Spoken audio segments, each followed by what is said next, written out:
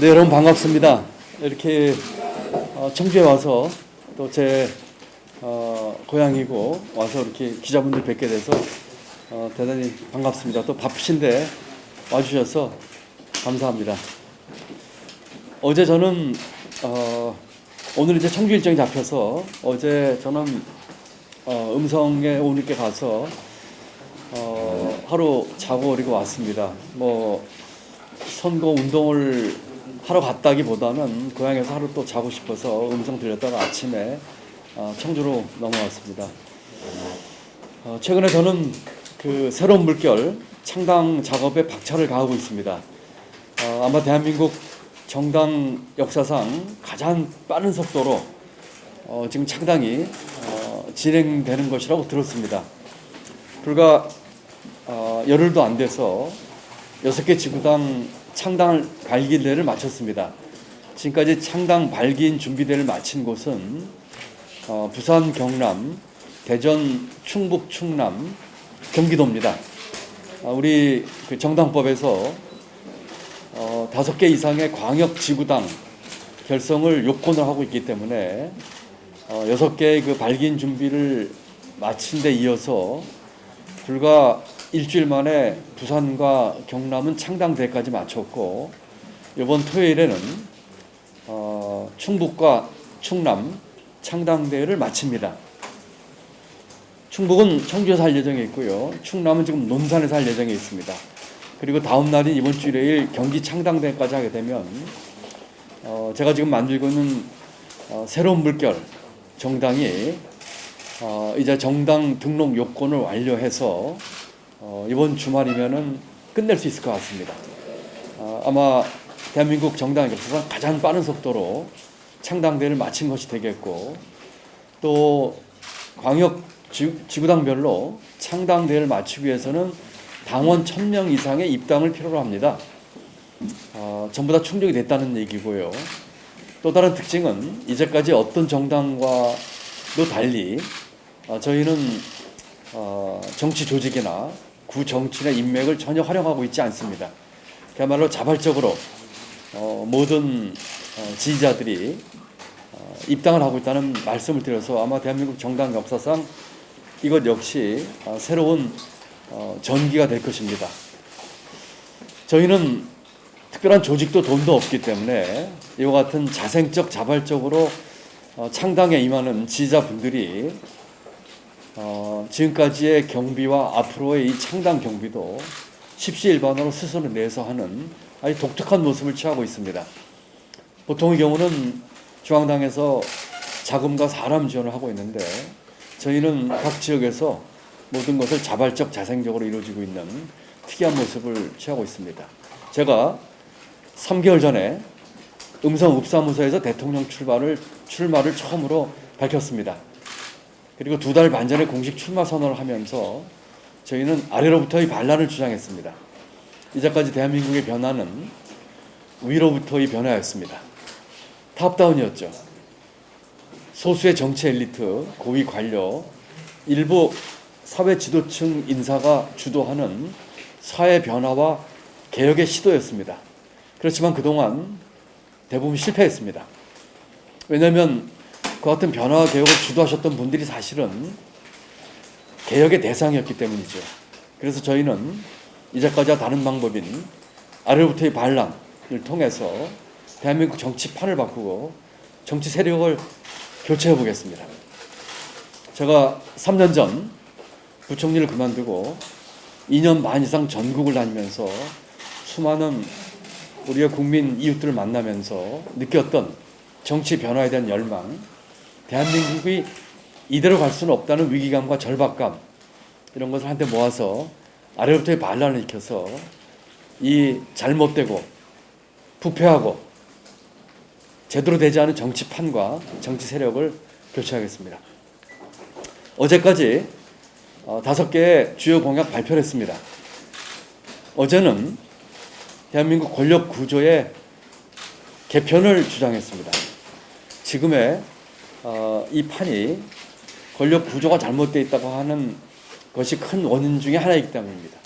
건국 이래 대한민국 대통령은 대부분이 실패했거나 불행했습니다. 초대 대통령은 해외 망명을 가셨고 그 후에 두 분 대통령께서는 현직에 계시거나 그만두시고 유명을 달리하셨습니다. 또 두 분의 전직 대통령 감옥에 가 계십니다. 이와 같은 것들은 우리 지금 같은 구도하에서 지금과 같은 대선 정부로 흘러간다면 우리는 다시 실패한 대통령, 불행한 대통령을 볼 가능성이 아주 높습니다. 이와 같은 것을 근본적으로 막기 위해서 어제 저는 권력구조 개편을 5호 공약으로 제시했습니다. 지금의 제왕적 대통령제를 분권형 대통령제로 바꾸자고 하는 것입니다. 총리를 국회에서 추천 또는 선출해서 책임 총리제를 구현하고 장관에게는 책임 장관제로 자기 맡은 일을 소신껏 책임 있게 수행할 수 있도록 하겠습니다. 대통령의 권한은 분산하겠습니다. 대통령의 특별 사면권을 포함한 권한을 없애겠습니다. 동시에 국정 운영의 안정을 위해서 지금의 5년 단임제를 4년 중임제로 바꾸는 개헌을 주장했습니다. 많은 사람들이 정치권에서 개헌을 얘기합니다. 제가 만나면 수많은 정치인들 개헌 다 하자고 합니다. 그런데 지금의 구도에서는 현실적으로 개헌을 할 수가 없습니다. 개헌의 요건을 충족시킬 수가 없고 이미 그 개헌의 주도권을 쥐고 있는 정치인들이 기득권이기 때문에 그 기득권 깨고 싶지 않은 것이죠. 그래서 저는 대선 후보로는 처음으로 개헌의 방법을 어제 제시했습니다. 제 방법은 이렇습니다. 내년에 대통령으로 선출되는 당선자는 헌법개정 국민회의를 구성합니다. 헌법개정 국민회의는 임기 1년이고요. 그 위원들은 내년 6월에 실시할 지방선거에 맞춰서 각 당이 비례후보를 내고 득표수에 따라서 권역별로 헌법 개정 국민회의를 구성하는 것입니다. 임기는 1년입니다. 구성되고 1년 내에 국민회의에서 헌법 개정에 대한 합의를 유도합니다. 그리고 그것이 합의가 되면은 국회로 보내서 국회에서 의결을 하고 국민투표에 붙입니다. 이렇게 되면은 내년 5월에 대통령 임기가 시작되고 그 후로 1년 동안 헌법 개정 국민회의가 활동을 하면서 헌법 개정을 만드는데 아마 늦어도 2023년 가을쯤이면 충분히 만들 수 있을 겁니다. 그러면은 그 안을 가지고 국회와 또 국민투표를 통해서 개헌을 실시하는 것이 됩니다. 그러면서 2023년 국회의원 총선 때 새 대통령을 새 헌법에 따라서 뽑습니다. 다시 말씀드리면 내년에 뽑히는 대통령은 임기가 실질적으로 2년 정도로 축소하게 되는 것입니다. 대통령 선거와 국회의원 선거의 사이클을 맞추면서 한 대통령 임기 내에 있는 전국 선거 3개를 2개로 줄이면서 제7공화국이 2024년 총선과 함께 출범하게 되는 것이 제가 제시한 헌법 개정의 방법입니다. 많은 사람들이 권력구조 개편을 위한 개헌을 이야기하지만 구체적인 방법까지 제시한 사람은 이제까지 한 명도 없었습니다. 근데 우리가 다 알고 있습니다. 지금의 이 제도화에서는 개헌이 불가능하다는 것을. 제가 어저께 냈던 이 개헌의 내용과 이 개헌의 방법은 아주 현실적이고 또 저는 다른 대통령 후보에게도 촉구합니다. 개헌이 필요하다면 대한민국의 앞날을 위해서 우리 권력구조를 바꿔야 한다면 누가 당선돼도 자기를 희생하고 살신성인 정신으로 임기를 단축해서라도 이와 같은 권력구조 개편에 다 같이 동참해 줄 것을 저는 촉구합니다. 어떤 후보도 이와 같은 제2의 호응을 할 경우에는 이 건의 해결을 위해서 같이 힘을 합치겠습니다. 이와 동시에 국회 권력의 개편도 제가 어제 주장을 했습니다. 이제까지 직업을 했던 정치가 아니라 봉사로 하는 정치로 바꿔야겠습니다. 국회의원이 누구나 되고 싶은 선망받는 직업이 아니라 봉사하는 자리로 만들어야 되겠습니다. 국회의원 3선 제안을 제시했습니다. 국회의원은 3선 이상, 3선까지는 허용하지만 그 이상은 허용하지 않습니다. 정당 보조금 폐지합니다. 왜 우리 국민이 특정 직업에 있는 사람들의 인건비와 운영비와 경상비를 대면서 국민의 혈세를 이 바람직하지 않고 이 썩어빠진 정치 행태를 보인 사람들에게 지원을 해야 됩니까? 저는 정당에 대한 국고보조금을 폐지하자고 어제 주장했습니다. 대신에 유권자 1인당 5,000원씩 정치 바우처를 주겠습니다. 각 유권자는 자기 정치 바우처를 자기가 지지하는 정당이나 정치 세력에 후원할 수 있습니다. 우리 유권자가 4천만 명이 넘습니다. 5,000원씩 1인당 바우처를 주면은 아마 2,000원 이상의 후원금을 정부가 결정하는 것이 아니라 국민이 결정하는 데에 따른 후원금을 자기가 지지하는 정당과 정치 세력에 줄 수 있는 대한민국의 정치 기득권을 깨는 분기점이 될 것입니다. 왜 지금 거대 정당이 국고로부터 수백억 원의 지원을 분기별로 받으면서 인건비와 경상 운영을 하고 있는지 국민들은 납득하고 있지 못합니다. 국회의원 특권 내려놓기 주장합니다. 국회의원 보수를 대한민국 중위소득의 1.5배로 제한할 것을 제안합니다. 지금 대한민국 일반 국민의 중위소득의 1.5배면은 금년 기준으로 연봉 9천만 원 조금 안 됩니다. 내년은 9천만 원 조금 넘을 거예요. 국회의원의 보수 제한, 또 국회의원 보좌관 지금 9명 줄일 것을 제안합니다. 국회의원 면책특권 없앨 것을 제안합니다. 제일 못하고 엉터리 국회의원들 뽑아놓고 보니까 엉터리였던 국회의원들, 제 역할을 못하는 국회의원들, 유권자들이 파면할 수 있는 국민 소환제 역시 주장합니다. 어제 이와 같은 내용을 골자로 하는 권력구조 개편 내용을 제5호 공약으로 제시했습니다. 기득권은 기득권자가 기득권을 스스로 내려놓을 때 깰 수 있습니다. 지금의 대한민국 정치에서는 불가능한 일입니다. 그렇다면 이 대한민국 정치권의 기득권을 깰 수 있는 것은 비기득권입니다. 자기 스스로 머리 못 깎기 때문에 아래로부터의 반란으로 인한 우리 국민의 힘으로 그들의 머리를 깎아줘야 됩니다. 이와 같은 정치권의 승자독식 구조와 기득권 깨는 권력구조 개편에 대해서 다른 대통령 후보들로 적극 호응하기를 기대하고 국민 여러분의 많은 관심과 성원을 기대하고 있습니다. 이 힘으로 정치판을 바꾸고 정치 세력을 교체했으면 좋겠습니다. 아까 전에 시민단체분들과 충북의 현안 사업에 대한 깊이 있는 논의가 있었습니다. 참석하신 기자분들 들으셨다면 아시겠지만 저는 11, 12년 전에 대한민국 예산을 책임진 예산실장으로부터 시작을 해서 그 후로 10년 이상 경제 운영을 책임졌고 나라 살림을 살았습니다. 우리 충북의 지역 현안에 대해서도 누구보다 깊은 이해를 가지고 있습니다. 앞으로 캠페인 과정이나 또 당선돼서 집권을 하게 되면 국가균형 발전에 차질 없는 추진, 또 우리 충북의 여러 현안 사업에 대한 개발과 또 우리 지역 경제 활성화, 일자리 만들기, 또 인재 육성을 위해서 최선을 다할 것이라고 하는 말씀을 드립니다. 얘기하다 보니까 제가 좀 모두가 길어졌습니다. 이 정도에서 마치고 우리 기자분들 궁금하신 게 있으시면 질문에 제가 성실히 답변 드리도록 하겠습니다. 감사합니다. 먼저 질문. 네.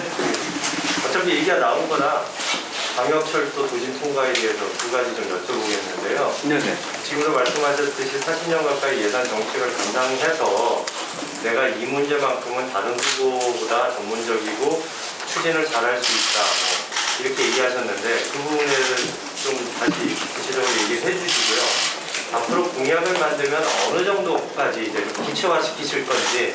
그러니까 지금은 청도 도심 통과에 찬성하는 식으로 다 후보들이 얘기를 하고 있는데 이제 그거 하나하고 지금 정부에서 사전 타당성 연구 용역이 진행돼서 내년 10월 전에 나오게 돼 있거든요.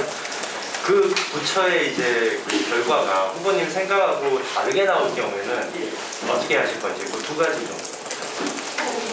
알겠습니다. 여러분, 말할 때는 마스크를 껴야 되겠죠?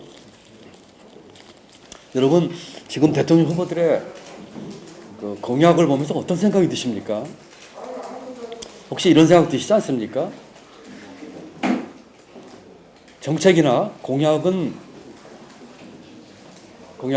남이 써준 건 읽을 수는 있어요. 여기 와서 서명을 했다고들 하시는데 특정 프로젝트에 대해서 어떤 생각을 가지고 서명을 했을까요? 내용은 잘 모르겠고 뭘 하려고 하는지 잘 모르겠는데, 아니면 피상적으로 알고 있는데 그저 표에 도움이 된다고 하니까 내가 서명을 좀 해야 되겠다, 이쪽 지역 주민들에게 이쪽에 관심 있다고 하는 표를 내겠다, 뭐 이런 걸까요? 많은 후보들이 정책을 내는데 저는 묻고 싶습니다.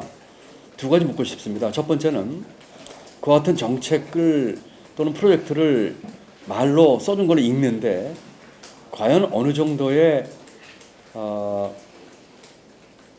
비전과 철학을 가지고 있는지를 묻고 싶어요. 두 번째는 첫 번째 비전과 철학은 쉽게 얘기하면 왜 이걸 하는지에 대한 자기 나름대로의 생각이죠. 두 번째는 그와 같은 공약이나 약속을 실천에 옮길 수 있는 실행력입니다. 문제 해결 능력이죠. 우리 이제까지 지난 정부들 속에서 그와 같은 일머리와 실천력을 보지 못했던 수많은 경험을 가지고 있습니다. 저는 그분들과 분명히 다르다고 생각합니다. 제가 내는 공약들은 분명한 철학이 있습니다. 왜 이것을 해야 되는지에 대한 답이 있습니다.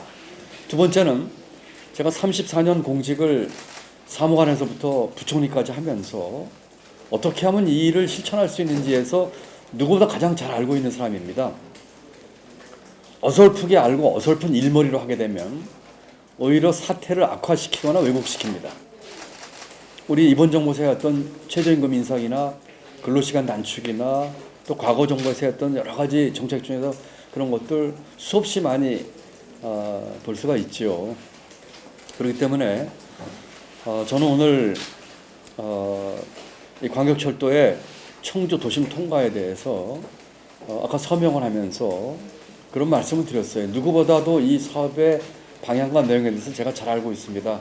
심지어는 충청권 메가시티에 대한 얘기까지 하면서 그런 말씀을 드렸기 때문에 이 청주 도심을 통과하는 광역철도뿐만 아니라 수많은 우리 지역 사업들 또는 국가 사업들에 대한 이해를 바탕으로 그런 말씀을 드린다, 추진하겠다는 말씀을 드립니다.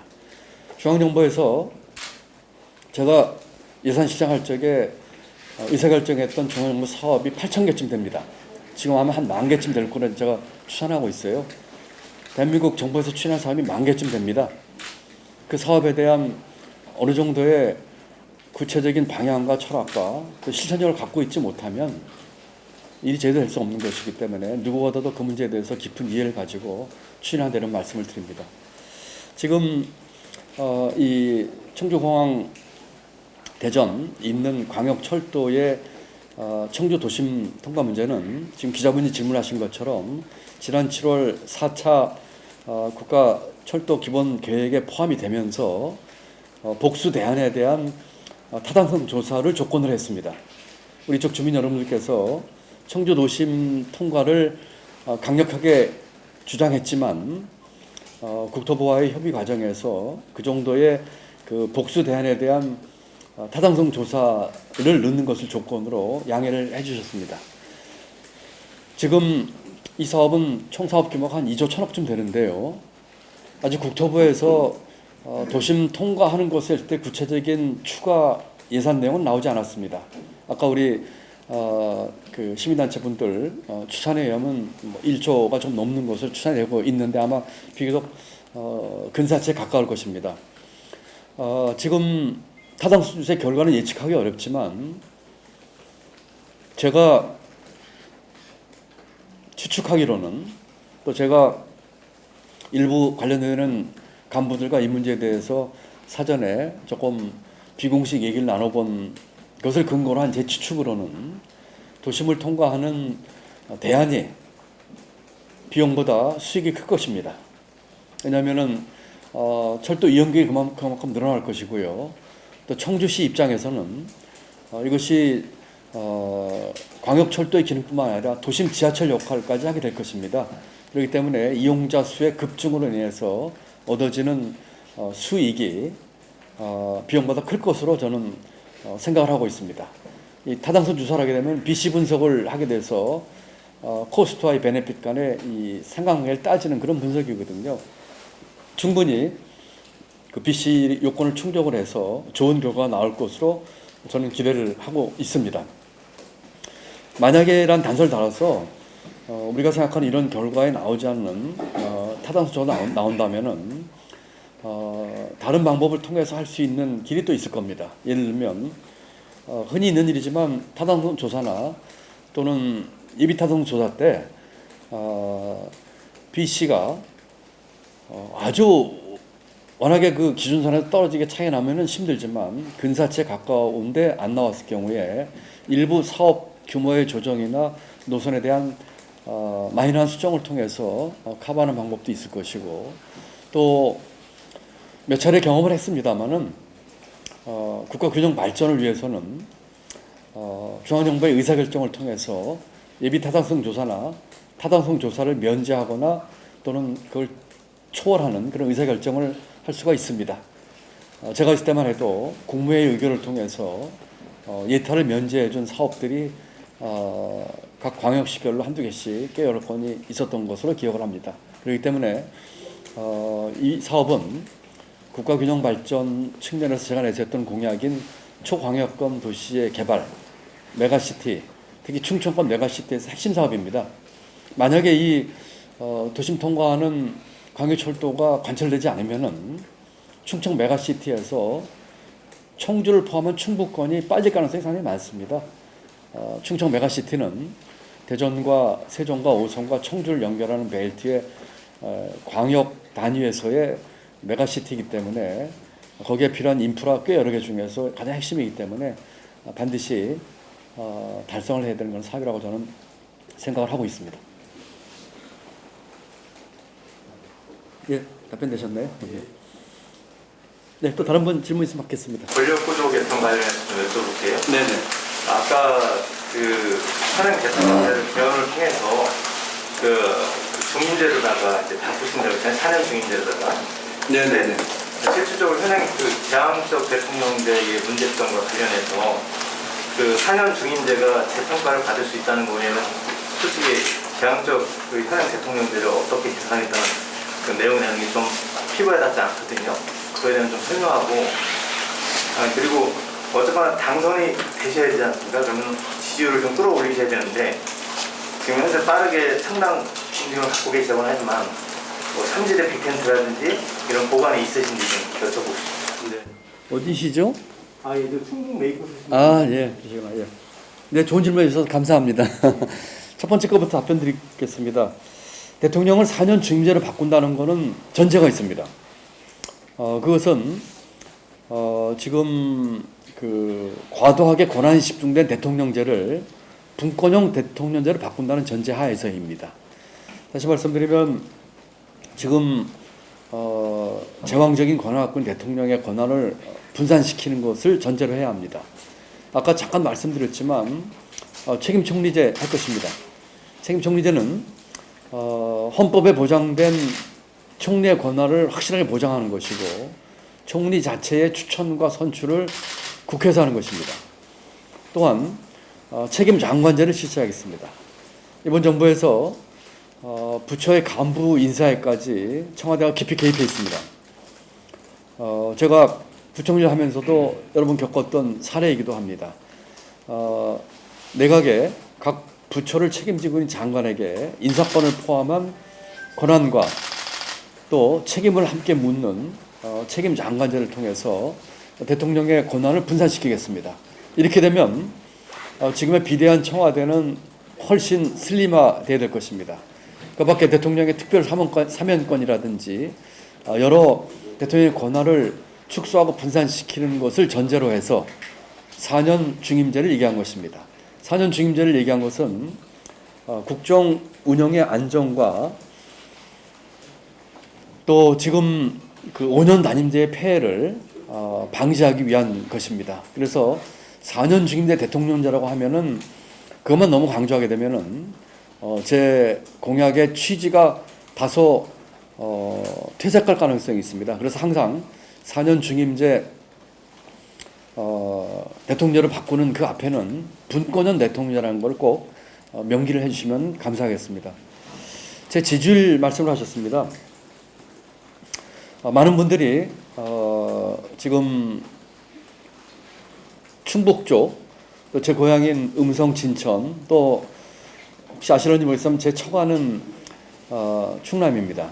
제 외가는 충북 진천이고요. 계신 분들이 아주 격려하는 의미에서 걱정을 해주고 계십니다. 저는 이렇게 말씀드리겠습니다. 저는 지금 3개월 전에 대통령 출마를 선언했습니다. 그것도 고향의 작은 읍사무소에서 제가 발표를 했습니다. 다른 대선 후보들이나 정치인들 10년, 20년, 30년 정치하신 분들입니다. 제3지대에 있는 분들은 대선 3수, 4수 하시는 분들입니다. 정치권에서 이미 국민에게 많이 알려주신 분들이고요. 또 야당의 후보는 정치 신이라고 하지만 검찰 특수부에서 거의 뭐 정치 검사로 오랫동안 해왔던 분입니다. 그런 면에서 보면은 저는 불과 3개월 전에 창업한 스타트업 CEO입니다. 그런 상황에서 지금 제가 받고 있는 지지율에 대해서 저는 조금 더 실망하고 있지 않습니다. 앞으로 크게 판이 바뀔 것입니다. 지금의 거대 양당 후보 중에서 누가 돼도 또는 제3지도 마찬가지겠죠. 누가 돼도 대한민국이 바뀔 거라고 기대하십니까? 대한민국이 그동안 구조적으로 가져왔던 이 문제들을 해결할 수 있을 거라고 생각하십니까? 저는 그렇게 보지 않습니다. 만약 지금의 후보 중에서 누가 당선이 되더라도 지금 같은 지난 40년 동안 권력을 주거니 받거니 하면서 분점해온 기득권 정치 행태와 세태가 조금 더 변하지 않고 오히려 악화될 것입니다. 지금 대선 정부에서 나오는 의제들 한번 보십시오. 당선되지 않은 사람은 감옥에 갈 것이다. 뭐가 없다, 산무다. 또는 직간접적으로 각종 비리나 또는 비위에 연루된 것과 같은 정황들에 대한 명명백백한 사실 규명도 지금 없습니다. 그러면서 남 헐뜯기, 과거 들춰내기, 네거티브만 하고 있습니다. 대한민국 5년마다 있는 대선은 대한민국의 문제를 해결하는 리셋을 할 수 있는 기회입니다. 이 기회를 우리는 이와 같은 네거티브와 남 욕하기와 막말하기로 일관하고 있습니다. 이 판이 계속되리라고 기대하십니까? 대한민국 국민의 또는 유권자의 수준이 그 정도로 낮을 거라고 생각하십니까? 제가 2년만 동안 전국을 다니면서 만나봤던 우리의 평범한 이웃들, 농민, 어민, 자영업자, 소상공인, 어르신, 취준생들, 그분들의 집단 지성에서 나오는 수준이 한 줌도 안 되는 정치보다 훨씬 높습니다. 지금은 이번 정부의 실정에 실망한 분들은 닥치고 정권 교체, 또 지금 새로운 기득권이 된 지금의 제대로 되지 않은 소위 진보들은 정권을 연장하지 않으면 죽는다고 하는 그런 생각으로 무조건 정권 연장을 주장하고 있는 판이 이제까지 되어 왔지만 앞으로 바뀔 겁니다. 우리 국민들께서 대한민국 미래를 위해서 어떤 비전과 어떤 내용의 정책이 필요하고 어떤 사람이 정치 지도자가 될지에 대해서 볼 시기가 점점 다가오고 있다고 생각을 합니다. 지금 후보들 국가 경영 능력에 대해서 저는 깊은 회의를 갖고 있습니다. 지자체장 정도의 운영 능력을 가지고 국가 운영할 수 있을까요? 평생을 남 수사하면서 과거를 재단했던 사람이 대한민국 미래에 대해서 얼마만큼 생각했을까요? 전문가 갖다 놓고 쓰면 될까요? 그런 분들이 전문가를 알아본 눈은 있을까요? 그런 측면에서 저는 국가 경영 능력에 대한 깊은 회의를 가지고 있고, 또 하나는 지금 나와 있는 각종 비리와의 직간접적인 연결이나 막말 논란, 또는 아주 기본적인 사항도 모르는 그 무식함 이런 것들을 봤을 적에 우리 국가 지도자가 성인 군자와 같은 그런 정도의 반열에까지 우리가 기대하지는 못하지만 그래도 품성과 인격 면에서 어느 정도 존경을 하는 분들이 돼야 될 텐데 지금의 후보들은 그렇지 못한 것 같습니다. 그래서 저는 정면 돌파를 하겠습니다. 제가 만들고 싶은 대한민국을 제시하고 어떻게 하면 만들 수 있는 방법을 제시하고 우리 국민들께 뭘 퍼주고 뭘 더 주겠다가 아니라 우리가 우리의 미래를 위해서 우리는 이런 것을 해야 되고 어떤 고통 분담을 같이 하자 이런 얘기를 하면서 정면 승부를 하겠습니다. 아마 12월 1일인데요. 이제 100일에서 며칠 안 남았습니다만 아직도 시간이 많이 남아 있습니다. 이와 같은 짙은 안개와 흙탕물이 거치면 누가 국가의 지도자로서 적당한 사람인지에 대한 적절한 사람인지에 대한 국민들의 판단이 있을 거라고 생각을 하고 조만간에 멀지 않아서 큰 변화와 또 지지율의 상승이 있을 거라고 저는 기대하고 있습니다. 제가 질문 하나 드리겠습니다. 네. 충북이 고향이시고 어제도 충북에 계속 자주 오시고 하니까 충북에서 일어나는 일에 대해서는 잘 알고 계실 것 같아서 이제 함께 질문을 드리는데요.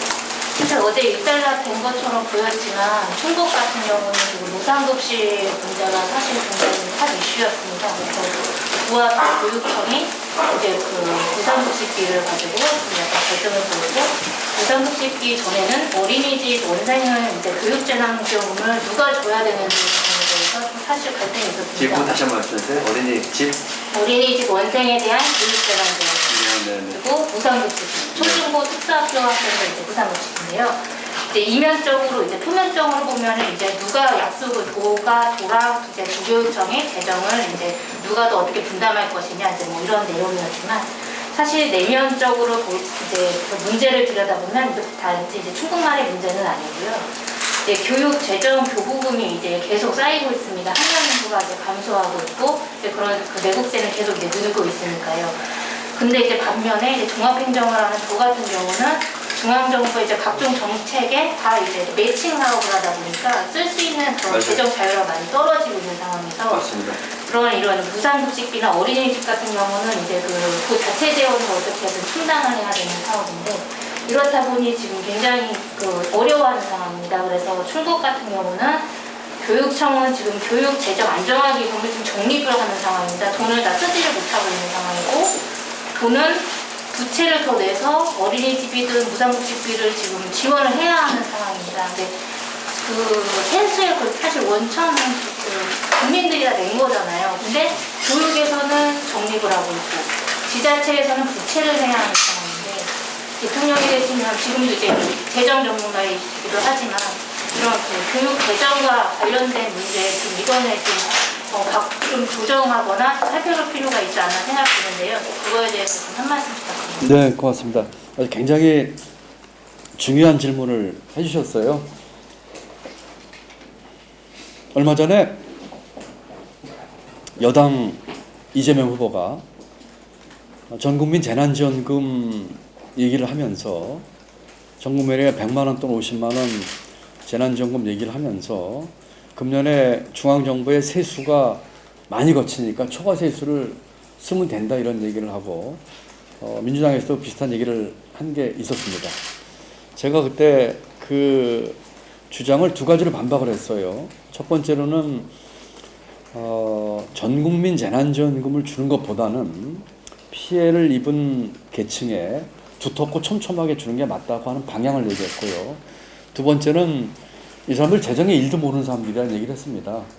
초과세수가 예를 들어서 20조가 나오게 되면 그 중에 40%는 지방에 교부를 해야 됩니다. 지금 우리 기자분이 질문하신 교육 교부금 또 교부세를 통해서 40%의 걷어들인 세금의 40%는 지방에 줘야 되거든요. 그리고 그 나머지 돈의 30%는 국가재정법에 의해서 국가 채무를 상환해야 됩니다. 그러니까 돈이 거쳤다고 쓸 수 있는 돈들이 아니에요. 바로 그 질문인 이 교육교부금에 대한 얘기입니다. 이 문제는 굉장히 뿌리가 깊어요. 이 문제는 지방 분권과 자치와 직결되어 있습니다. 우선 첫 번째로 지금 지방교육교부금은 말씀하신 것처럼 내국세의 20% 정도가 교부가 되고 있는데 지방교육청에 되고 있는데 학령 아동이 줄고 있어서 돈이 여유가 남고 있습니다. 그래서 제가 3호 공약으로 교육계획을 얘기를 하면서 대학 지방교육교부금을 만들자는 얘기를 했습니다. 그럼 지금의 교육교부금에서 제 생각으로 한 30% 정도를 띄어서 대학 지방교육교부금으로 하자고 하는 것이죠. 왜냐하면 지금 지방 대학들에 대해서는 이 도청이나 또 지자체나 교육청은 아무 상관이 없습니다. 그런데 지금 지방 대학들은 너무너무 어렵거든요. 그렇기 때문에 그런 얘기를 하면서 지방교육교부금의 개편을 얘기를 했습니다. 저는 지금도 같은 주장을 하고 싶습니다. 교육교부금은 학령 아동이 줄어드는데도 불구하고 소위 초중등 교육에 들어가는 이 돈들은 오히려 여유 자금이 있어가지고 돈을 지금 기금화하려고 하는 움직임까지 보이고 있거든요. 그래서 이 돈을 우리 지역 교육에 초중등에도 두텁게 또 지방 대학까지 지방 고등교육까지 하는 데 썼으면 좋겠다는 그런 말씀을 드리고요. 두 번째는 지방자치와 관련된 문제입니다. 지금의 지방자치는 제대로 되어 있지 않아서 교육과 복지는 중앙정부 책임으로 되어 있습니다. 그러다 보니까 도에서는 교육과 관련되어 있는 예산 지출에 대해서 인색할 수밖에 없죠. 저는 이 틀을 좀 바꾸고자 하는 여러 시도를 했습니다. 심지어는 일반자치와 교육자치의 통합 문제라든지 또는 여러 대안 중에 지자체 자금과 교육감을 런닝메이트라는 방법 등등 여러 가지 고민을 했었는데 장점이 있는 반면에 또 단점이 있어요. 이 교육의 이 정치를 어떻게 할 거냐는 문제가 있기 때문에 저는 이 문제를 아까 말씀드린 것처럼 아까 앞전 기자 간담회 시민단체 간담회 때 말씀드렸습니다만 제가 재정 연방제 얘기를 했습니다. 그렇다면 이런 거죠. 충청북도에 중앙정부에서 줄 돈의 실링이 있습니다. 그러면은 지자체에서 이제까지는 중앙정부가 의사결정을 다 했지만 재정 연방제를 하게 되면 사업 우선순위의 결정을 지자체에서 하는 것입니다.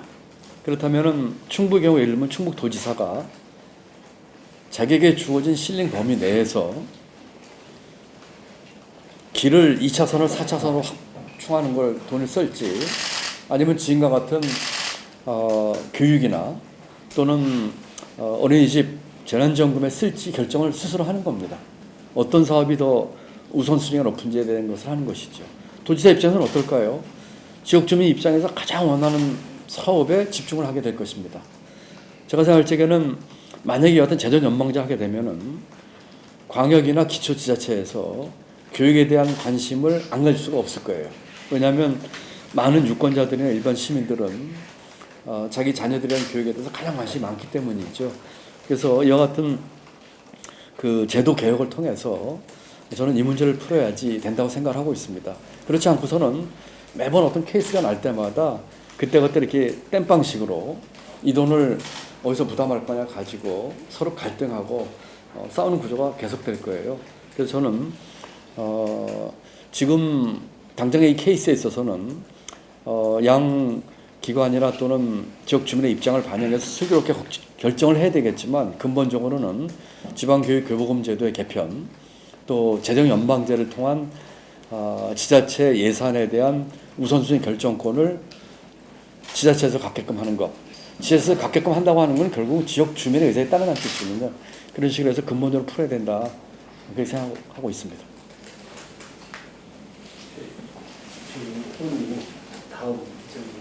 혹시 뭐 그런가요? 다음 인사하시죠. 아니요 뭐 혹시 또 있으시면 짧게 하나라도 더 받으면 창당 관련해서 좀 한 가지 여쭤볼게요. 어쨌든 그 지금 뭐 대통령 선거 출마하신 상황에서 이제 대선 목표이긴 할 텐데 새로운 그 창당의 어떤 그 정치적인 그 지향점이라든지 이런 것들은 어떤 건지 좀 구체적으로 좀 말씀해 주시면 이해가 쉽실 것 같아요. 뭐 이 문제는 굉장히 그 많은 시간을 요구하는 답변, 그냥 짧게만 답변을 드리도록 하겠습니다. 저희가 지향하는 것은 저희는 지금의 대한민국을 기득권 공화국이라고 규정합니다. 우리 사회에 우리 사회가 승자 독식 구조가 돼서 자기가 노력하거나 자기가 기여한 것보다 훨씬 더 많은 몫을 가져가는 사람들이 우리 사회 곳곳에 있습니다. 정치권은 가장 전형적인 승자 독식 구조와 기득권 카르텔을 가지고 있습니다. 지금 제가 무소속으로 정치에 입문하면서 당을 만드는 과정을 겪다 보니까 아까 정당 보조금 제가 폐지도 말씀드렸지만 얼만큼 이 정치 기득권의 벽이 높은지를 실감합니다. 제가 첫 1호 공약 때 국회 기자회견장에서 쫓겨났어요. 무소속이라고요. 대통령 예비 후보인데도 불구하고 대한민국 시장에서 진입장벽이 가장 높은 시장이 정치시장입니다. 정치만 그렇습니까? 경제에서도 수많은 불공정, 가불관계 등등 이런 것들 전부 승자도식 구조고, 교육은 어떻습니까?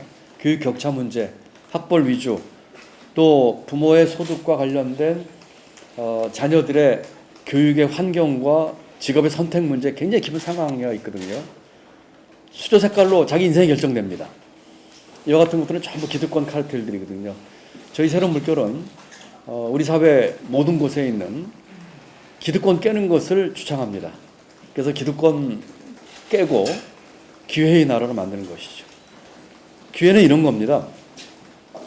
일할 기회, 공부할 기회, 장사할 기회, 사업할 기회, 기업할 기회, 연애할 기회, 사랑할 기회, 결혼할 기회, 애를 낳아서 기르는 것이 기쁘다는 것을 알 수 있게 하는 기회, 이런 것들을 주는 것이죠. 그래서 더 많은 기회, 더 많은 기회는 우리 경제와 사회 역동성을 의미합니다. 그다음에 더 고른 기회, 기회가 고르게 주어지고 있질 않아요. 너무나 불공평하게 기회 주고 있습니다. 그래서 고르게 주어지는 기회 등을 포함한 기회의 나라를 만드는 것입니다. 저희 새로운 물결은 기득권의 나라를 기회의 나라로 만들자고 하는 모토를 가지고 있고, 우리 그 충북에서는 특히 그 열렬한 지금 그 지지자들이 계셔서 지난주 토요일 날 발기인 대회를 성황리에 했고요. 불과 일주일 뒤인 이번 주 토요일 창당대회를 열 계획에 있습니다. 그리고 저희 새로운 물결은 대선 이후에도 이와 같은 저희들이 갖고 있는 목표의 달성과 이 가치 추구를 위해서 지속적으로 노력을 할 것입니다. 여러분 감사합니다. 이 정도로 한번 하기로 하고, 또 저는 모처럼 이렇게 청주 와서 뵙게 돼서 반갑고 기쁘게 생각합니다. 많이 관심 가져주시고 또 자주 연락 주시면